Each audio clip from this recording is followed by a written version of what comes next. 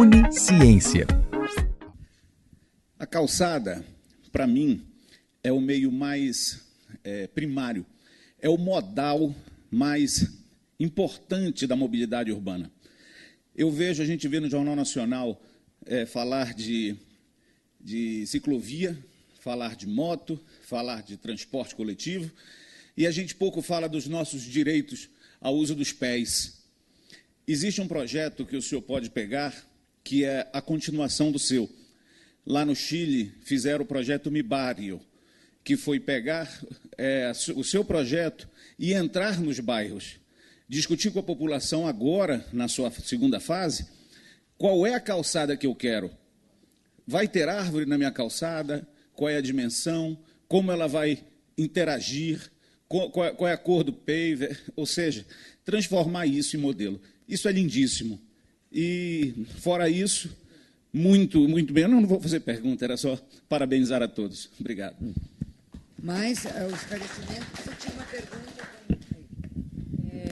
Boa tarde. Eu queria, primeiro, parabenizar mais uma vez a Unisciência pelo evento. Eu gostaria de perguntar à secretária Edirley que, em relação à energia fotovoltaica e diferente da energia solar, a fotovoltaica ela tem um armazenamento suficiente para que possa alimentar não só iluminação, mas força, tanto nos órgãos públicos como nos privados, enfim, nos que têm a possibilidade de ter as placas solares.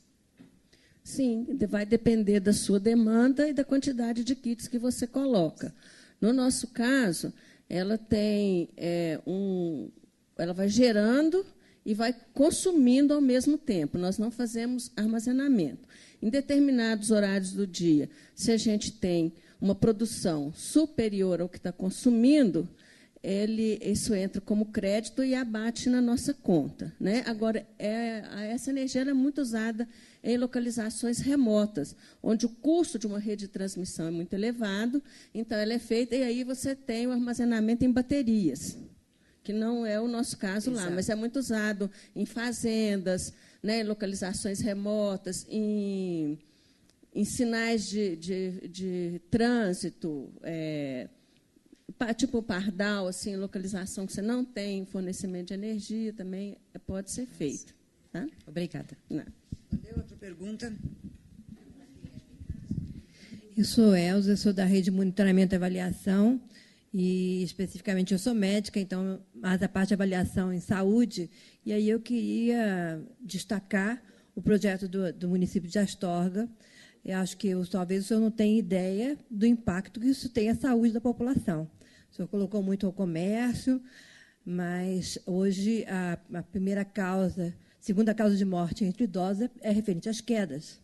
Então, quando o senhor tem uma calçada bem feita, você tem menor risco de quedas. Além disso, quando a população tem uma calçada, ela pode se movimentar mais. E nós sabemos a importância do exercício físico e o caminhar para a saúde da população. Nós temos também que lembrar do impacto dos entorses no trabalho, né, no absenteísmo do trabalho. Então, uma calçada bem feita, o seu projeto tem um impacto na saúde da sua população que deveria ser medido, que é muito importante. Então, acho que assim, foi um grande exemplo, foi assim, o projeto mais simples apresentado, com menor gasto, e que, em termos de saúde, é o que teve maior impacto. Então, acho que eu deveria de medir isso, lembrando do prefeito falando da importância de você medir realmente o impacto à saúde da sua população quando o senhor fez um projeto tão importante. Alguma pergunta mais? Deixa eu só fazer uma colocação e agradecer essa lembrança que eu acabei deixando de ressaltar. Mas é importante também que, quando a calçada ela está em condição de uso, o cidadão não está na rua. E aí o risco do acidente não existe, ou é muito menor. E acaba realmente vindo de encontro a essa tua colocação que eu acabei deixando de fazer aqui. Mas muito obrigado aí pelo apoio, né, e por estar entendendo que esse projeto nosso realmente ele é muito simples mas ele tem uma praticidade muito grande e é de um alcance muito grande, porque você pode ir para os bairros, cada município pode definir que tipo de projeto que ele quer para a cidade dele. Isso é importante e realmente foi muito bem lembrado essa condição aí, de quantas pessoas deixam de ser acidentadas em função de ter uma boa condição de calçada. Obrigada.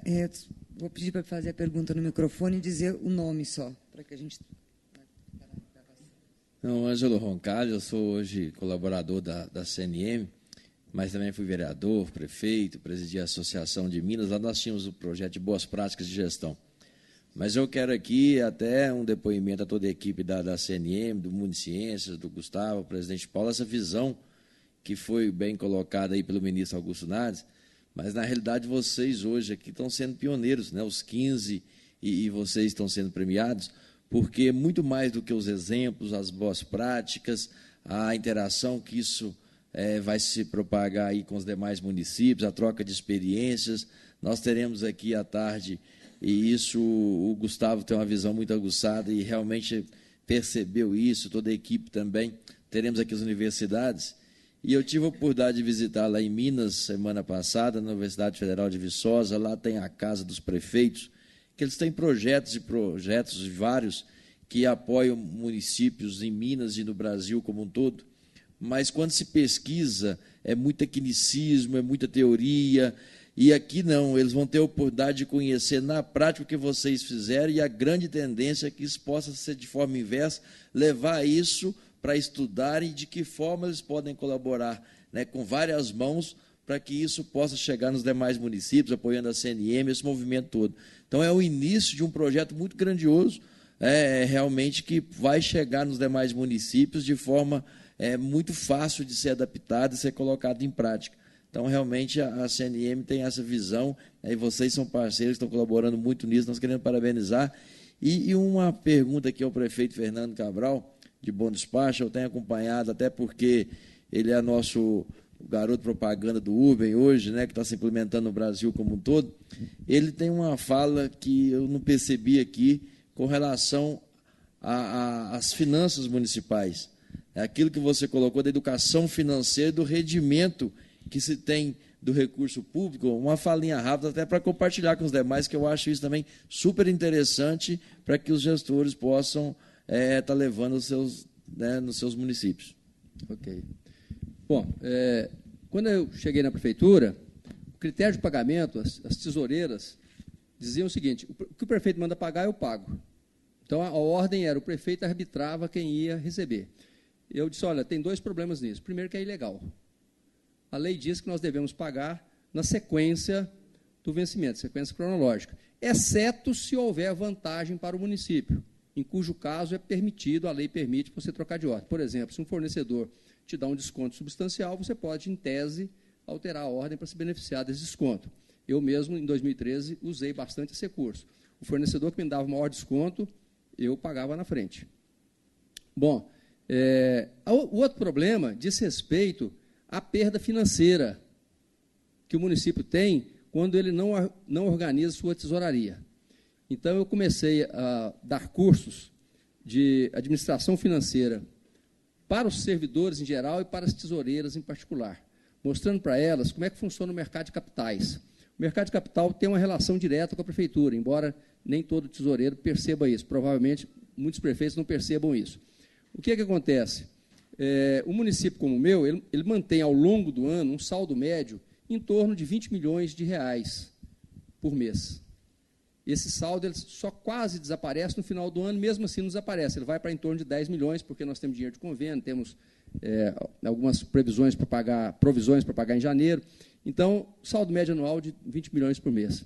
Isso aí representa hoje, no mercado de capitais, um rendimento de no mínimo de 14% a 25% ao ano. Então, nós organizamos o pagamento. Eu faço provisão, por exemplo, de 13º. Em janeiro, eu separo uma parte para o 13º, fevereiro, assim sucessivamente. Eu prevejo quando é que eu vou pagar determinadas contas. E nós chamamos os bancos para negociar conosco, especialmente o Banco do Brasil e a Caixa, que é onde nós realmente temos movimento. Embora a gente tenha conta em outros bancos para receber tributos, esses são os principais. O Banco do Brasil, por exemplo, estava nos pagando em algumas contas 7% ao ano. Em outras contas, ele não pagava nada. E a Caixa Econômica também estava dando 7%, 8%. Então, eu chamei o gerente do Banco do Brasil e disse, olha, nós temos aí aproximadamente de 8 a 12 milhões no Banco do Brasil, e eu quero um rendimento igual a Selic. Ele disse, não tem condições de fazer, não tem condições de fazer. Negociei com ele várias vezes e negociei com a Caixa Econômica Federal. No final, a Caixa Econômica passou a nos pagar mais de 14,25%, ou seja, ela paga 0,25% além da Selic. E o Banco do Brasil insistiu em ficar onde estava. Um certo dia, depois de um mês ou dois de negociação, eu fui lá e transferi todo o dinheiro do Banco do Brasil, exceto aquele que a lei não me permite fazer, transferi para a Caixa Econômica Federal. Com isso, nós teremos esse ano um rendimento financeiro entre 1,5 milhão e 2 milhões de reais. Esse é um ganho substancial e é um ganho que não envolve nenhuma despesa nossa, só envolve organização. Eu saber quando eu tenho caixa, quando é que o recurso entra, quando é que o recurso sai, e ter essa capacidade de negociar com o banco. Então, esse ano nós vamos gastar 1,5 milhão, vamos ter 1,5 milhão a mais para investir, simplesmente por organizar corretamente a tesouraria. E, de quebra, eu resolvi um outro problema. Cerca de 70% dos meus servidores estão endividados. O tal do maldito crédito consignado. É um desastre absoluto. Eu já recebi até ameaça de morte por servidor que queria que tivesse um aumento de salário. Um chegou lá e falou assim, eu preciso de R$2 de aumento para aumentar a minha margem consignada para eu fazer um novo empréstimo para pagar o empréstimo antigo. Então, eu falei, olha, eu não tenho como te dar um aumento de R$2 para você... e ele saiu de lá xingando, me ameaçando, etc. Então, isso é um problema muito grande. O crédito consignado é um problema grande para o servidor. Não sei se outros prefeitos têm essa experiência. Lá, no nosso caso, é extremamente problemático.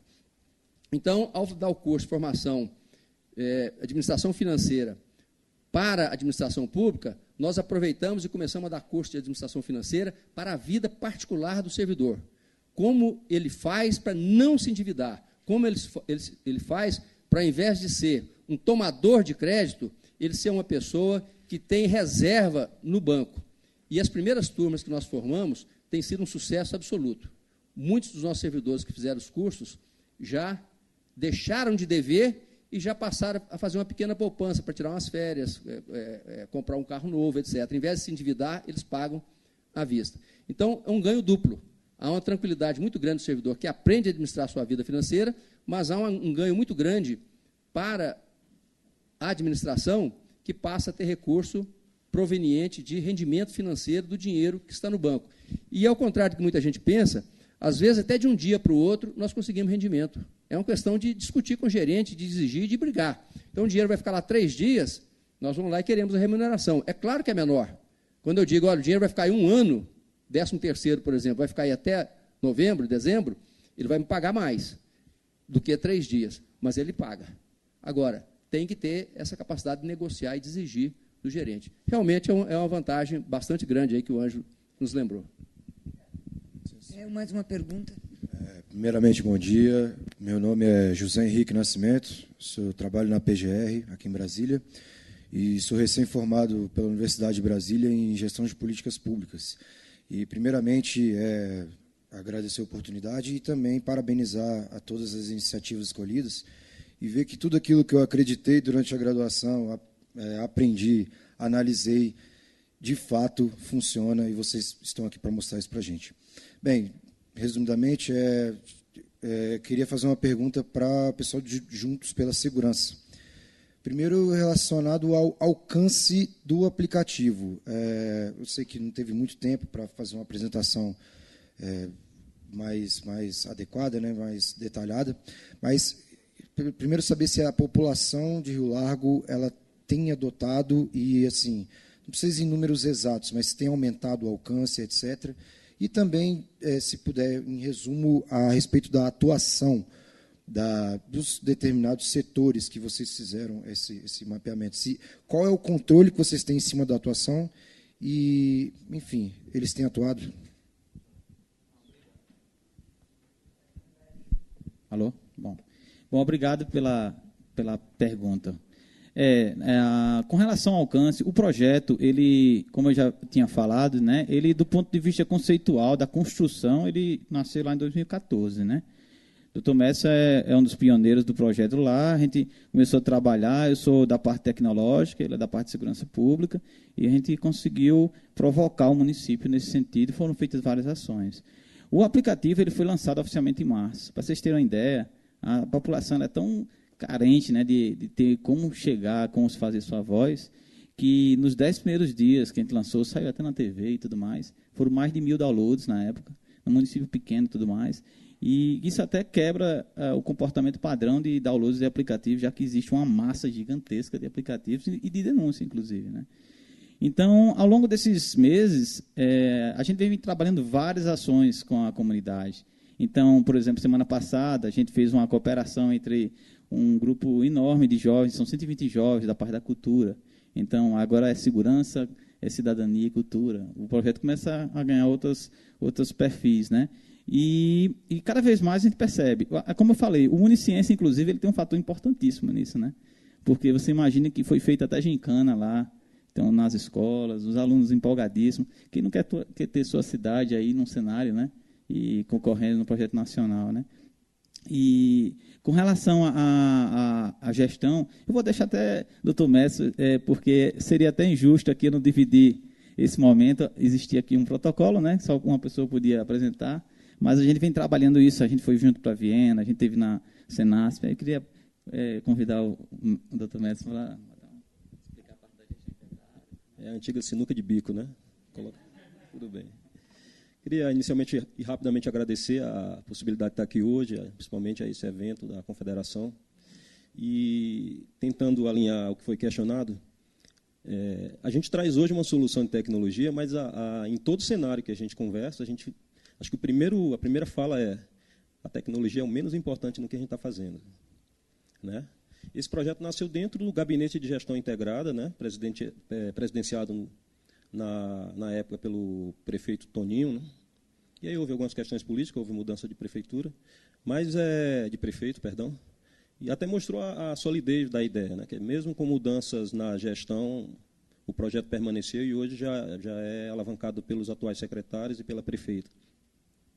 Então, o alinhamento com a sociedade é o principal do projeto, né? A gente tenta, a partir da tecnologia, trazer as diversas manifestações de movimentos lá na cidade. Então, a gente trouxe, por último, o mais recente, a participação dos jovens, que se alinham com a questão cultural, e aí acabam sendo o multiplicador dessa ferramenta, do uso dessa tecnologia.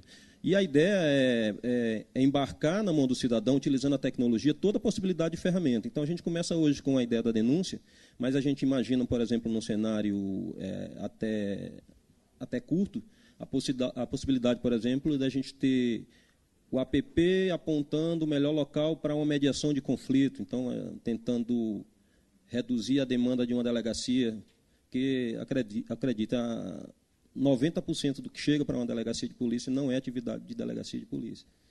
É o resultado da falta de sabedoria na hora de resolver um conflito, ou a falta de visão de uma família, ali falta de instrução, às vezes, da família, no trato com o seu filho, ou do filho no trato com a mãe ou com o pai.